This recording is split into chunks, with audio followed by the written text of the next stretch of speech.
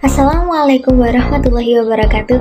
Hai teman-teman, kita dari kelompok 1 kelas PGMI D19 akan mempresentasikan hasil laporan kami yang berjudul Konsep Dasar Sastra dan Apresiasi Sastra. Saya Silmi Nabila Amsyah Sanafi dan kedua rekan saya Mauliatul Hikmah dan juga Abdullah Halim akan menjelaskannya. Disimak ya penjelasan dari kami. Dalam metode laporan kita kali ini, kita menggunakan metode literatur. Metode literatur merupakan metode di mana kita mengumpulkan beberapa sumber atau referensi-referensi yang kemudian kita baca dan kita bedah isinya, lalu kemudian kita tulis menjadi hasil laporan. Saya akan menjelaskan tentang sastra. Sastra, pengertian sastra sendiri. Sastra sendiri berasal dari bahasa Sanskerta yang memiliki arti pedoman. Kata sas memiliki arti instruksi, sedangkan kata tra memiliki arti alat ataupun sarana. Sastra terdiri dari dua macam, yaitu sastra terikat dan sastra bebas. Sastra terikat contohnya adalah prosa, sedangkan sastra bebas contohnya novel ataupun cerpen. Dari isinya, karya sastra terdiri dari 4 macam. Yang pertama yaitu epik, karangan yang tidak mengikuti pemikiran dan rasa dari pengarangnya. Karangan ini dilukiskan secara objektif. Yang kedua yaitu lirik, di mana karya sastra ini berisi tentang curahan perasaan dari seorang pengarang. Yang ketiga adalah didaktif, di mana karya sastra ini memiliki kandungan tentang masalah moral, tata krama, masalah agama untuk mendidik pembacanya. Yang ketiga adalah dramatik, di mana karya sastra yang isinya sesuatu kejadian yang baik maupun buruk dengan gambaran yang berlebihan. Yaitu prosa. Prosa adalah bentuk sastra yang dijelaskan dengan bahasa yang panjang dan tidak terikat oleh aturan-aturan seperti dalam puisi. Sedang yang kedua adalah puisi, yaitu sastra yang disajikan dengan bahasa yang singkat dan jelas namun indah. Yang ketiga adalah prosa liris, yaitu bentuk sastra yang disajikan menggunakan bahasa yang panjang namun bentuknya seperti puisi. Yang keempat adalah drama, yaitu sastra yang dituliskan dengan bahasa yang bebas dan panjang, serta disajikan menggunakan dialog ataupun monolog. Selanjutnya di sini saya akan menjelaskan tentang fungsi sastra. Fungsi sastra sendiri dibagi menjadi 5. Yang pertama yaitu rekreatif, yaitu sastra dapat mengeluarkan aura menyenangkan bagi para membacanya. Yang kedua adalah fungsi didaktif, yaitu sastra mendidik para pembacanya untuk menuju nilai pada kebenaran. Yang ketiga yaitu fungsi estetis, di mana sastra memberikan segi keindahan bagi para pembacanya. Yang keempat adalah moralitas, yaitu sastra memberikan pengetahuan moral, baik itu moral yang baik dan moral yang buruk.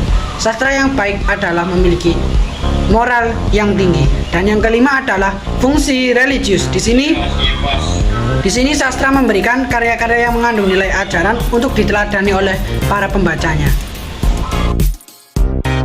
Di sini saya Silmi Nabila akan menjelaskan materi tentang sastra anak. Jadi di sini sastra anak ini sebenarnya sama nggak sih sama sastra-sastra yang biasanya?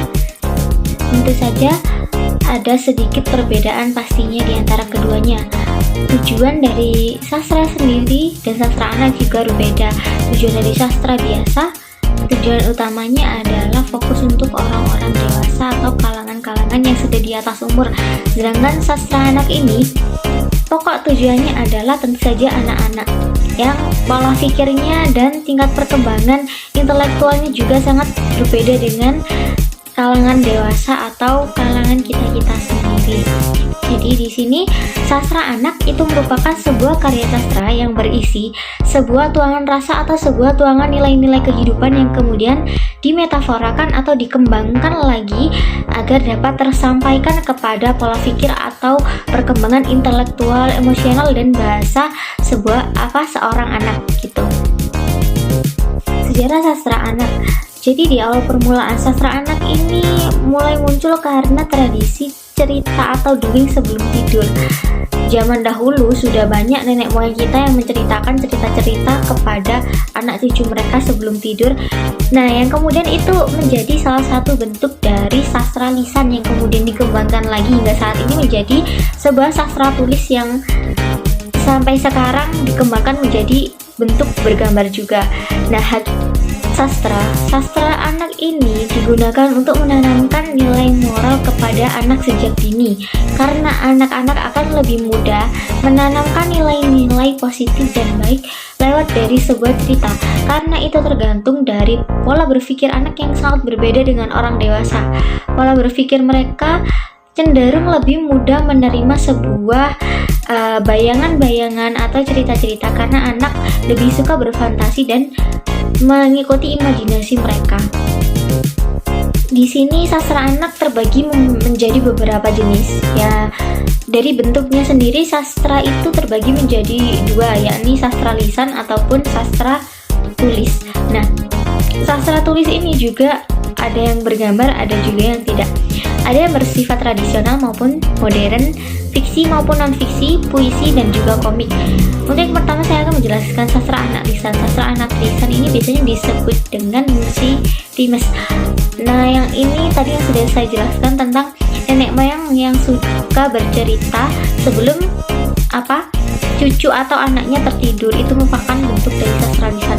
Kemudian ada juga sastra tradisional yang misalnya adalah mitos atau cerita tentang dongeng-dongeng seperti misalnya pewayangan dan sebagainya, seperti itu. Kemudian yang realisme merupakan cerita yang diangkat dari kisah nyata kemudian diceritakan ulang menjadi sebuah sastra yang bergenre realisme ini. Kemudian ada yang fiksi formula, fantasi, puisi, non-fiksi, dan juga komik. Ada beberapa ciri-ciri sastra anak. Yang pertama adalah berisi tentang heroisme dan juga nilai-nilai moral. Yang kedua, bahasa yang digunakan bukan bahasa kiasan yang kompleks.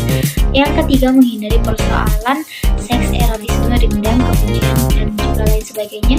Kemudian cerita yang ada di dalam sastra anak merupakan cerita yang dideskripsikan secara singkat, langsung, dan tidak berbelit-belit, bersifat informatif dan juga mengandung unsur-unsur yang bermanfaat pada pola emosional dan pola berpikir anak yang bisa membangun karakter seorang anak agar menjadi lebih baik, seperti itu.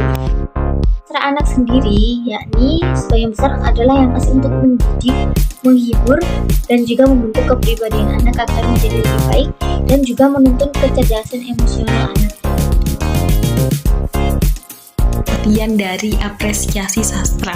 Nah, apresiasi sastra sendiri adalah penghargaan terhadap karya sastra yang bisa didasarkan pemahaman atau penghargaan atas suatu hasil seni dan budaya tersebut. Tetapi apresiasi sastra sendiri untuk anak-anak ya, itu sebenarnya pengertiannya tidak jauh daripada apresiasi sastra pada umumnya, yaitu memberikan penghargaan. Nah, tapi untuk anak-anak itu lebih ke kegiatan menggauli cipta sastra anak, dan kita itu menggauli cipta sastra anak dengan sungguh-sungguh hingga tumbuhlah pada mereka itu suatu pengertian, penghargaan, serta kepekaan kritis dan kepekaan perasaan yang baik terhadap cipta karya sastra pada anak-anak. Nah, yang dimana lingkup sastra untuk anak sendiri itu tidak terlalu luas seperti orang dewasa ya. Lalu apresiasi sastra juga bisa dimaksud dengan kegiatan mengakrapi karya sastra dengan sungguh-sungguh. Di dalam proses pengakrapan ini terjadi pengenalan, pemahaman, penghayatan, dan penerapan. Tujuan apresiasi sastra pada umumnya sebagai cara untuk meningkatkan dan mengembangkan kemampuan manusia dalam berbagai hal terhadap sebuah karya seni dan sastra, gitu. Nah, untuk tujuan apresiasinya itu ada beberapa macam, yaitu untuk mengevaluasi, mengembangkan nilai estetika karya seni, lalu untuk meningkatkan dan mengembangkan kemampuan berkreasi dan berimajinasi, dan untuk menyempurnakan keindahan karya seni. Fungsi apresiasi sastra secara umum adalah sebagai ekspresi penghargaan kepada suatu karya.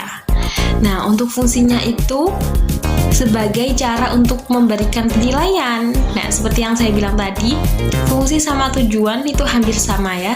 Cuma ini lebih spesifik aja, sebagai cara untuk memberikan penilaian, edukasi, empati terhadap sebuah karya seni atau sastra, sebagai sarana untuk meningkatkan rasa cinta masyarakat terhadap karya anak bangsa dan bentuk kepedulian terhadap sesama. Lalu, ada juga sebagai cara untuk meningkatkan dan mengembangkan kemampuan manusia dalam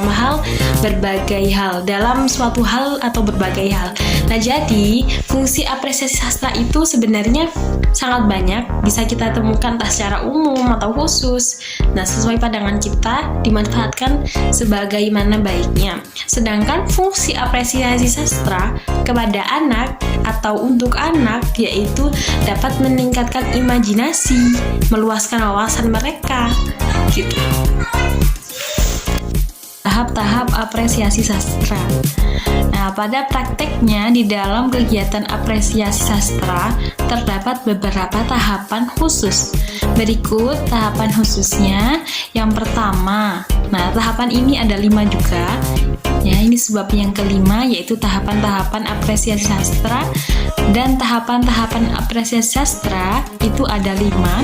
Yang pertama pengamatan, yang kedua aktivitas fisiologis, yang ketiga aktivitas psikologis, yang keempat aktivitas penghayatan, dan yang kelima aktivitas penghargaan. Yang pertama, pengamatan. Nah, pengamatan itu adalah proses kita mengamati suatu karya seni, tidak hanya melalui indera saja, tapi juga memperdayakan seluruh pribadi seseorang. Nah, kita mengamatinya tidak hanya melihat saja, tapi juga mengamati dengan sangat-sangat mendalam. Yang kedua, ada aktivitas